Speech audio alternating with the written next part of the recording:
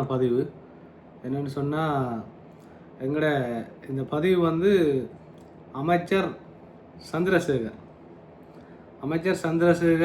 மற்றது பாராளுமன்ற உறுப்பினர் கருணைநாதன் இளங்குமரன் இவர் 2 பேருக்குமான பதிவு தான். மற்ற என்பிபி உறுப்பினர்கள் இன்றைக்கு இந்த கிளிநொச்சி டிசிசி மீட்டிங்கில் பார்க்கல. நான் ஒரு வீடியோ போட்டிருக்கிறேன் இந்த கிளிநொச்சியில் நடந்த டிசிசி மீட்டிங் சம்மந்தமாக. இப்போ நான் இவையிட்ட பொதுமக்கள்னு சொன்னால் இந்த கார்த்தி குளர்ராக்கள், இந்த கயேந்திரகுமார் பொன்னம்பலத்தின் டீம் அல்லது சிறிதரன் டீம், இந்த புலட் சித்தார்த்தின் டீம், இந்த டீம்களை பற்றி நான் கதைக்க வரல. நான் கதைக்க வர்றது வந்து, நாங்கள் போய் கதைச்சா எங்களை ஜெயிலில் போட்டுருவாங்க, நாங்கள் போய் கதைச்சா எங்களுக்கு வழக்கு போட்டுருவாங்க, நீங்கள் கதைங்கோ, நீங்கள் இதை செய்யுங்கோ, ஆதாரம் தாரம் நீங்கள் கதைங்கோண்டு வைத்தியர் அச்சுனாட்ட சொன்ன பொதுமக்கள் சார்பாக நான் கேட்குறேன். இளங்குமரன் எம்பியோ அல்லது அமைச்சர் சந்திரசேகரோ, இப்போ அமைச்சர் சொல்லி பிரியோசனம் இல்லை. ஏன்டா உங்களுக்கு வந்து கைகால் வேலை செய்யாது.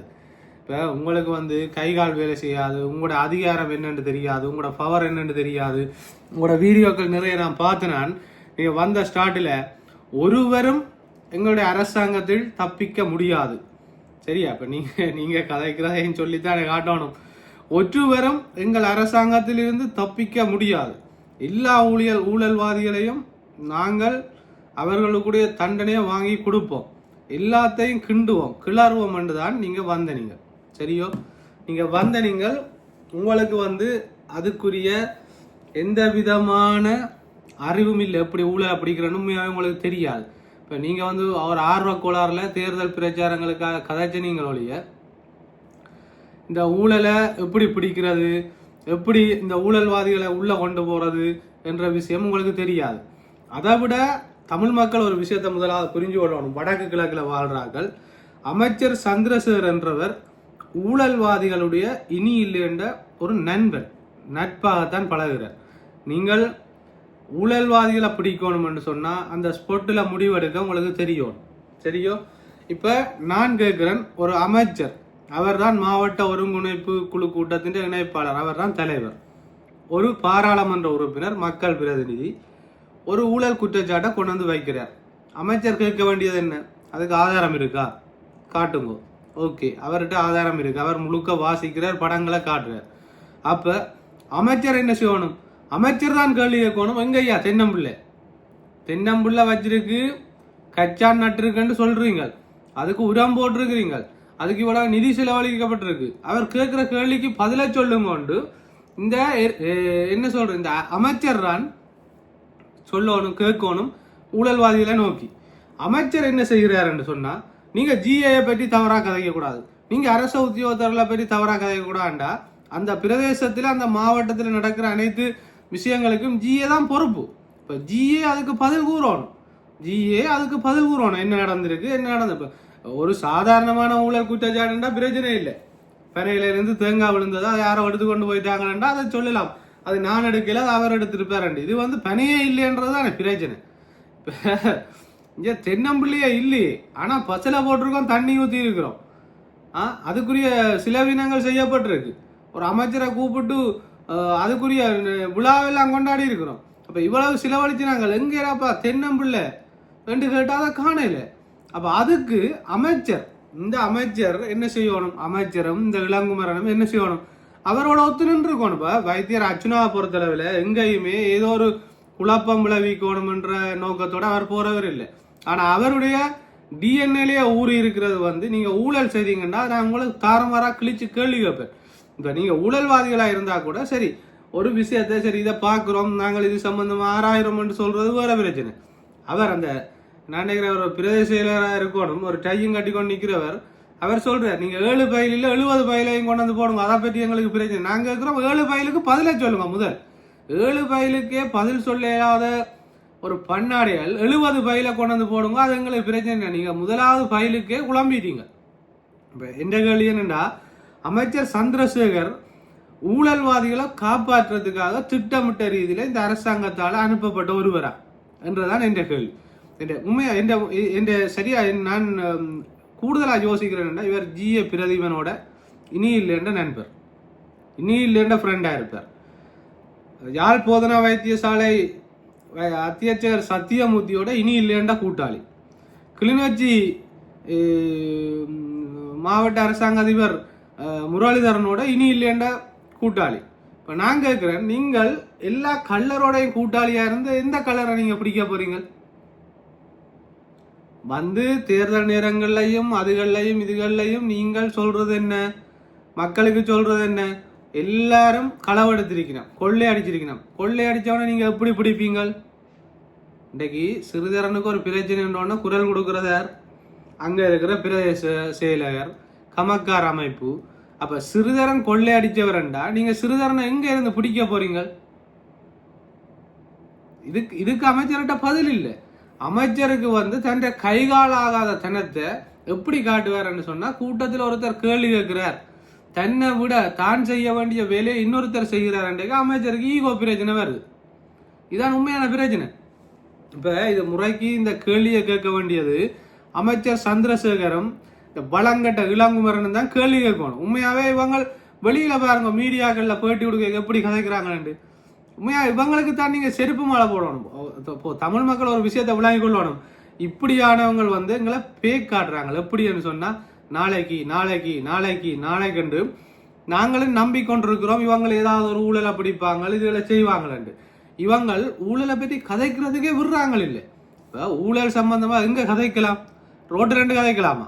ஒரு அபிவிருத்தி குழு கூட்டம் நடக்க அந்த அபிவிருத்தி சம்பந்தமா நடந்த ஊழல்கள், கடந்த காலங்களில் நடந்த ஊழல்கள் இனி வரக்கூடாதுன்றதை எச்சரிக்கிறதும், அங்க கேள்வி கேட்கிறதும், மக்கள் சார்பா முழு பிரதிநிதிகளும் வந்து நிற்க, முழு திணைக்கள அதிகாரிகளும் வந்து நிற்க, அவையிட்டு தான் கேள்வி கேட்கணும்.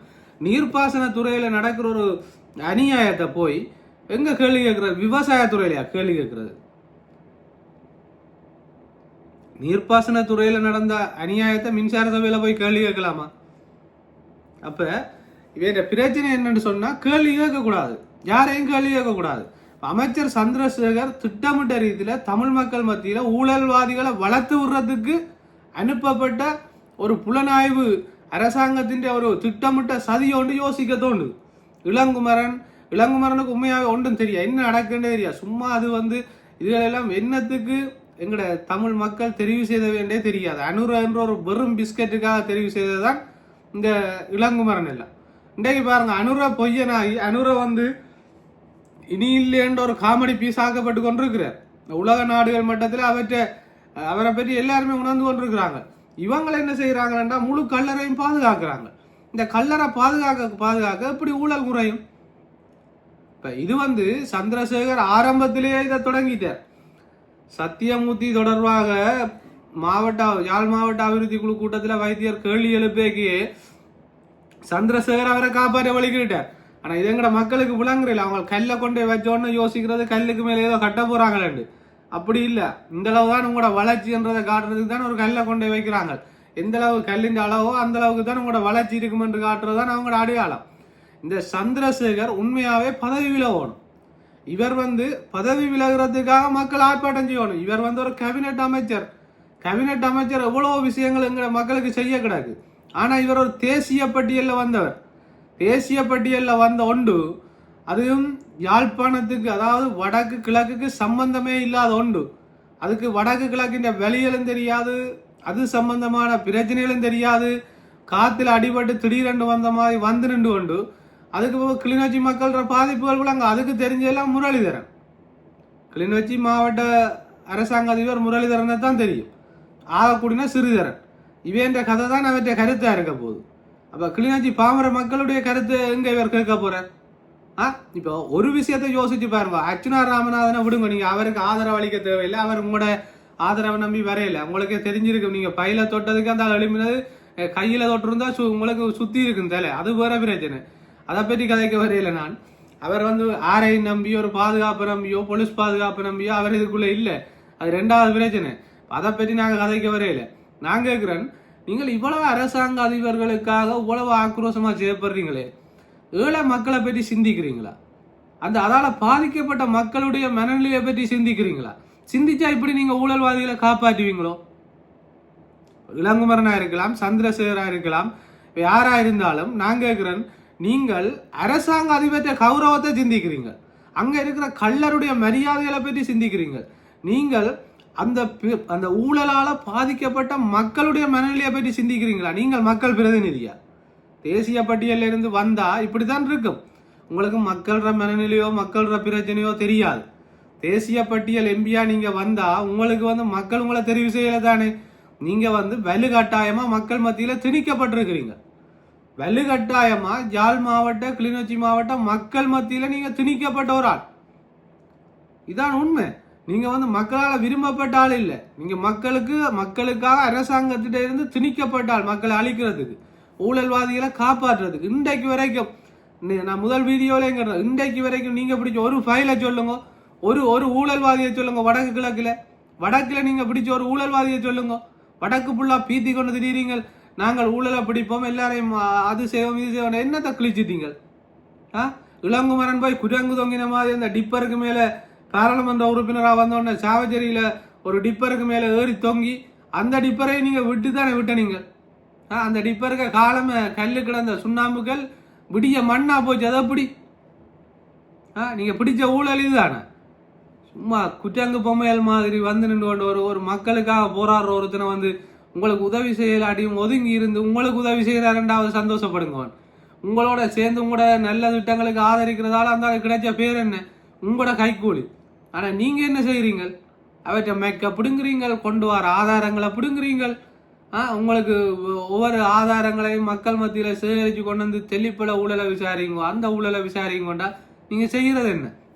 உண்மையாவே இந்த தமிழ் மக்கள் ஒரு விஷயத்தை விளங்கி கொள்ளணும். இந்த அமைச்சரோ இந்த என்பிபி அரசாங்கத்தில் இருக்கிற யாருமோ உங்களோட ஊழல்களுக்காக குரல் கொடுக்க போறது இல்லை.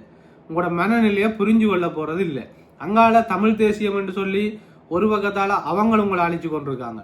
இஞ்சால ஊழலை பிடிக்கிறோம்ன்ற ஒரு பக்கத்தால இவங்கள் முழு ஊழல்வாதிகளையும் வளர்த்து விட்டு கொண்டிருக்காங்க. இதுக்கு நடுவில் தான் வைத்தியர் அர்ச்சுனா ராமநாதன் என்ற போராட்டம் இருக்கு. இதுக்கெல்லாம் ஒரு பாராளுமன்ற உறுப்பினராக இருந்து இன்றைக்கு பாருங்க மீடியாக்கள் எல்லாம் போட்டிருக்கு அர்ச்சுனாவை வலுக்கட்டாயமாக வெளியேறிய போலீசார். ஐபிசி என்ற ஒரு ஊடகம். நீங்கள் உண்மையாவே நான் யோசிக்கிறேன் சில நேரம் ஏன் இவ்வளவுக்கு டாக்டர் விமர்சிக்கிறாரு. நீங்கள் எல்லாம் பிச்சை எடுக்கிறத விட கேவலமான பிச்சைக்காரன். நீங்கள் இனி இல்லைன்ற நான் என்ன சொல்றேன், கொழும்பு பெற்றாவளியில் இருக்கிற மலசல கூடங்களுக்கு முன்னால போய் ஐபிசி எழுதி போட்டிருங்கோ. சரி, அது நல்லா இருக்கு. அப்ப நிறைய பேர் சனம் புலங்கிறது காசுகளை போடுவாங்க உங்களுக்கு கொண்டு இவ்வளவு கேவலமா ஒரு செய்தியை வெளியிடுறதுக்கு முதல் நீங்க யோசிக்கணும். அதுல நின்ற போலீஸ்காரர் அமைச்சர் சந்திரசேகர் அவரை வெளியேற்ற சொல்லி வைத்தியரை அது எங்கட வேலை இல்லை, அதை நான் செய்யலாதுன்னு போலீஸ்காரன் திட்டவட்டமா சொல்லி இருக்கிறாங்க. சரியா? ஆனா நீங்க என்ன அடிப்படையில் அப்படி ஒரு செய்தியை போடுறீங்க? உங்களுக்கு காசு வரணும். எங்கட மக்களுடைய ரத்தத்தை உறிஞ்சி மக்களை எப்படி போனாலும் பிரச்சனை இல்லை, அது எந்த ஊழல் காப்பாற்றப்பட்டாலும் பிரச்சனை இல்லை. அர்ச்சுனா என்ற ஒருத்தரை விமர்சிச்சு நீங்க காசு வாங்கி உங்களோட வீட்டுல குடும்பங்களுக்கு உடுப்படுத்தி கொடுக்கணும். கணக்கு கதைக்க விரும்பல. நான் இப்படி கேவலமான வேலையை செய்யாங்க. அமைச்சர் சந்திரசேகர் உண்மையிலேயே பதவி விலக வேண்டிய ஒரு ஆள். அவர் இந்த பதவிக்கு பொருத்தமானவர் இல்லை. அவர் இந்த அமைச்சர் பதவிக்கோ அல்லது இந்த டிசிசி மீட்டிங்களை தலைமை தாங்கிறதுக்கோ அமைச்சர் சந்திரசேகரோ இந்த இளங்குமரனோ ரஜீவனோ பவானந்த ராஜாவோ நீங்க எல்லாம் உண்மையா என்ன சொல்றது? நன்றி, வணக்கம். இன்னொரு வீடியோவில் சந்திப்போம்.